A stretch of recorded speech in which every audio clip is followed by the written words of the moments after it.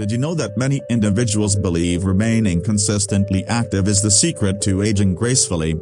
However, what if I mentioned that reducing movement could actually be more beneficial for your well-being after turning 70?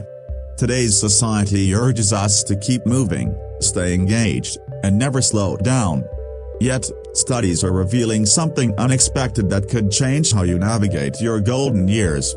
I'm about to discuss 3 straightforward practices that have had a life-changing impact across the United States, including a story about Margaret that deeply resonated with me. These aren't your usual tips for aging, they are profound insights that are often overlooked, and the third one might be precisely what you have been looking for.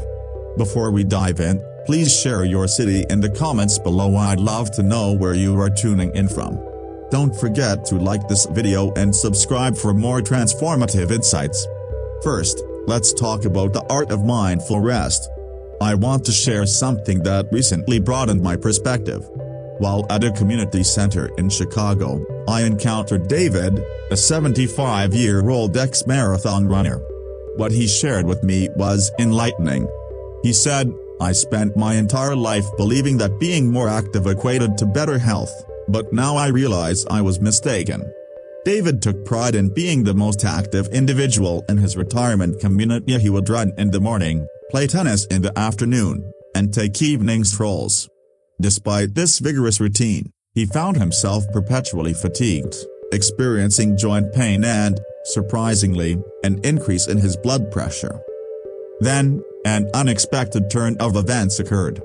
After a minor injury compelled him to slow down, David unearthed what he refers to as his golden formula, the art of mindful rest. He clarified that it's not about doing nothing instead, it's about engaging less but with greater intention. This is crucial. Dr. Sarah Johnson, who has dedicated 20 years to studying aging at the Mayo Clinic, recently discovered that older adults who practice intentional rest actually exhibit better health results than those who remain continuously active. She emphasizes the significance of quality over quantity after 70. Your body demands more recovery time. It's not about laziness, it's about being wise. Let me illustrate what this looks like in action. David now begins his day with what he calls morning mindful moments. Rather than rushing into activities, he dedicates 15 minutes to sit quietly on his porch, savoring his coffee, and observing the world awaken. "I once thought this was time wasted," he chuckles, "but now I understand it energizes me for the entire day." Throughout his day, he incorporates what experts refer to as strategic rest periods. These aren't naps, though a brief nap can be beneficial. Instead, they are intentional breaks between activities. It might involve taking a 10-minute break after running errands or pausing to take deep breaths before starting the next task. Think of it as pressing a reset button for your energy. Here's the intriguing part: since adopting this strategy, David's sleep quality has improved, his blood pressure has stabilized, and he genuinely has more energy for the activities he loves. "I still play tennis," he mentions, "but now I perform better because I'm well rested. Let's engage in a little exercise together. Take a deep breath with me and, if you feel comfortable, close your eyes. Notice how your body feels resting against your chair or couch. Take a moment to simply be still. This brief pause isn't doing nothing, it's providing your mind and body the reset they desperately need." The key is to recognize that rest isn't contrary to activity, it's what enables meaningful activity to occur. Consider this: when you're well rested, doesn't everything else become simpler?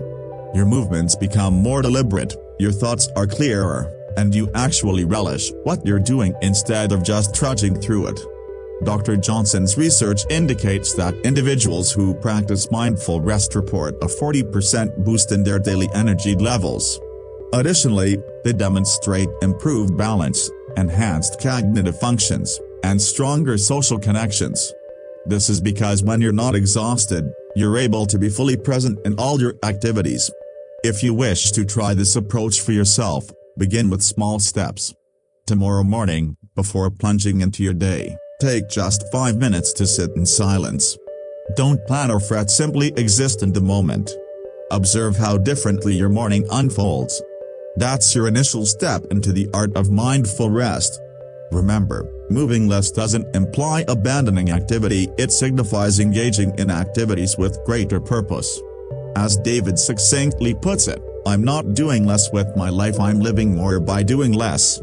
Now, I want to share something even more astonishing regarding how this approach can help you discover joy in the simplest moments. Let's explore 2 simple joys that can lead to deeper satisfaction. One fascinating aspect of decelerating is that you begin to observe things you may have overlooked. Let me share Linda's story from Denver, who imparted a beautiful lesson about finding happiness in life's minor moments. Linda was once a high-powered executive, relentlessly pursuing the next significant accomplishment.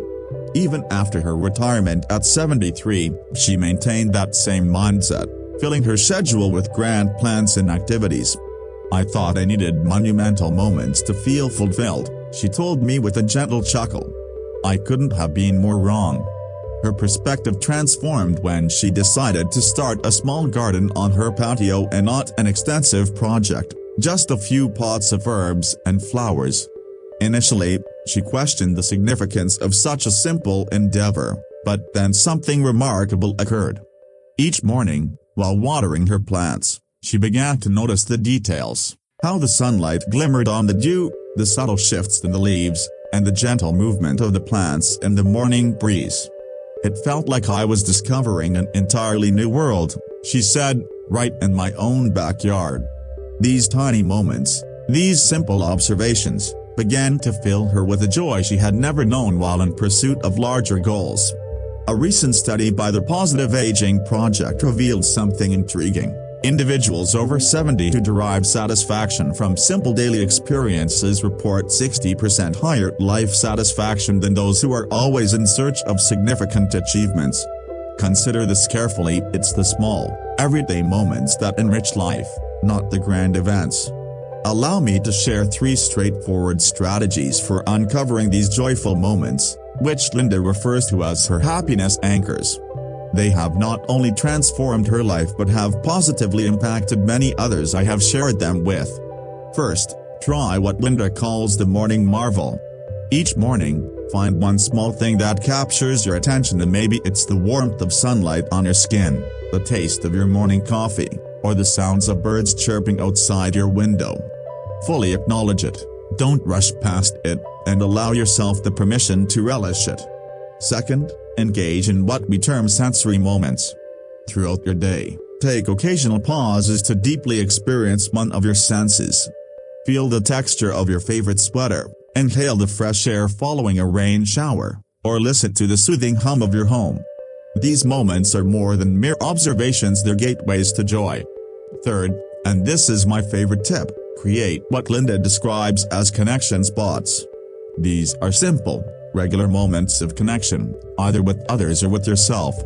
It might be a daily phone call with a friend while you relax in your favorite chair, or a weekly visit to your local cafe tilde copyright where you've become a familiar presence.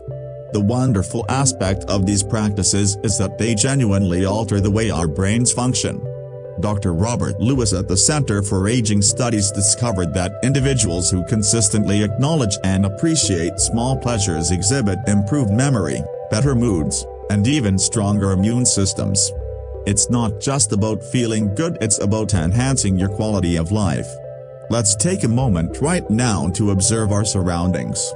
What is one small thing you can see that brings you a sense of joy? It could be a cherished photo, a cozy chair, or the way light streams into your room. Simply notice and appreciate it. That may seem trivial, but it is everything.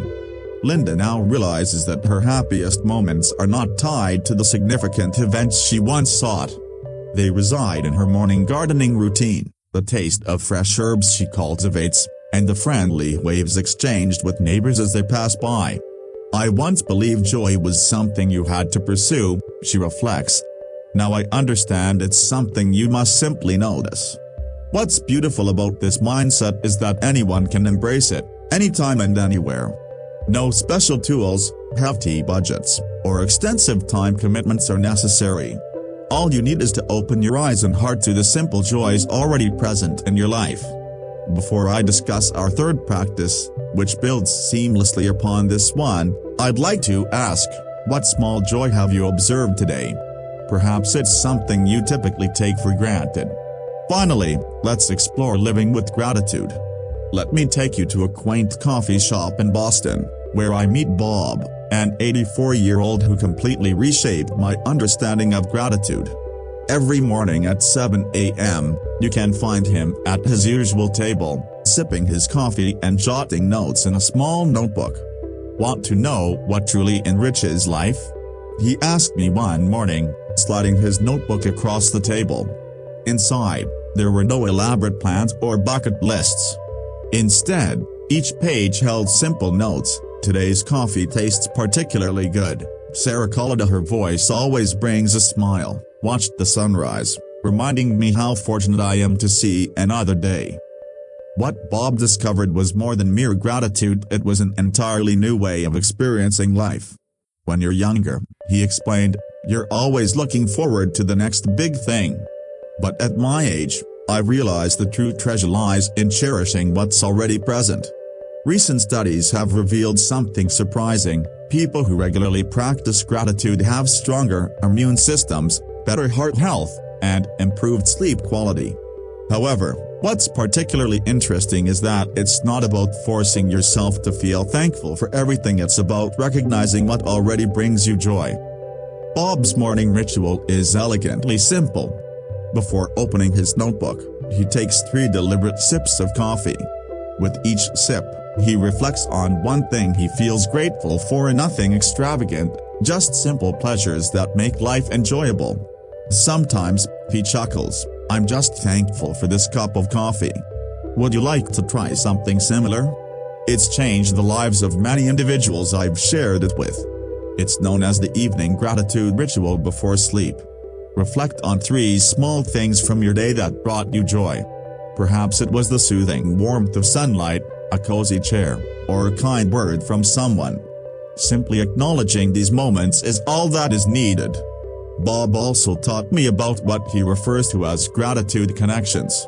Every time he interacts with his children or grandchildren, he ensures to express one particular thing he values about them, not merely saying I love you, but mentioning something like I appreciate how you always remember to call on Sundays, or your laughter reminds me of your mother. These specific acknowledgments of gratitude have, he discovered, enriched his relationships in remarkable ways. Let's try something together right now. Take a deep breath and think of one person who brings something positive into your everyday life. It might be the mail carrier who always greets you with a smile, or the neighbor who waves hello. Hold that person in your thoughts for a moment and feel thankful for their presence in your life. The wonderful thing about gratitude is that it multiplies. Bob shares that since he began his morning ritual, he notices more and more things to be grateful for. It's like training your eyes to find hidden treasures, he explains. Once you start searching for it, you see it everywhere. The community at Bob's coffee shop has noticed a change in him. Other regular customers started inquiring about his notebook, and now a small group gathers weekly to share their gratitude moments. We've named ourselves the Grateful Hearts Club.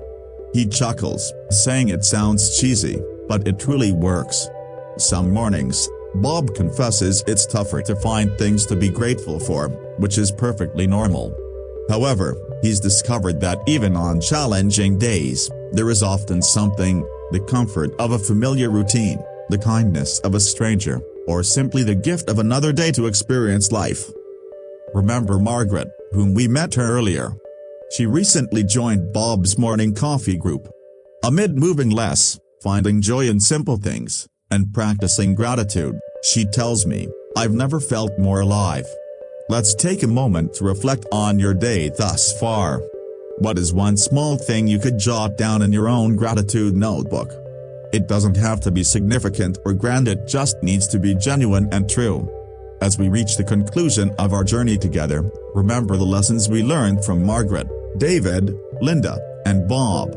Moving less does not equate to living less, rather, it means living more fully through mindful rest, finding joy in small moments, and practicing gratitude. we can turn our later years into truly golden moments. Why not give these 3 practices a try for just 1 week? Start with 5 minutes of morning stillness, notice one simple joy each day, and conclude with the moment of gratitude. You may be surprised by how differently you feel. Share your city in the comments below, and don't forget to subscribe for more insights on living your best life at any age. See you in the next video.